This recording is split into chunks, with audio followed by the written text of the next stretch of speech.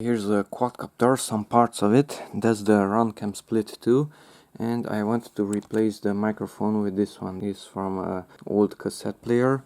It has only two connectors for the yellow and blue wire, and the original microphone of the RunCam Split was removed. It was here. It has an outside connector and a center connector.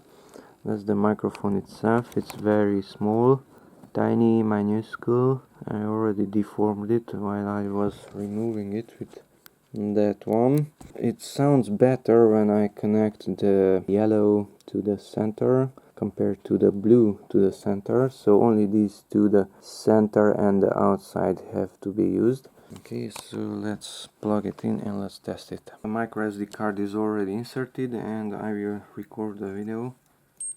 It receives power from the flight controller. It has to beep when recording starts. Now it's recording onto that micro SD card. Here's the microphone and I will touch the two leads. So now the blue wire is in the center, 1, 2, 3, microphone test. And now the yellow wire is in the center, 1, 2, 3, microphone test.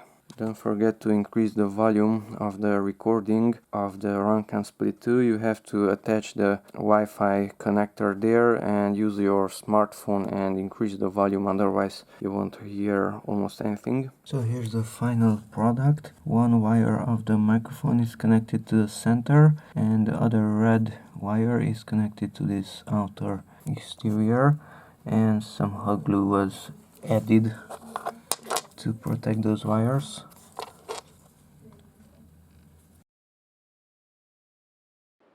Microphone test 1, 2, 3. I'm 1 palm away from the microphone and I'm 2 palms away from the microphone. 2 fingers close to the microphone.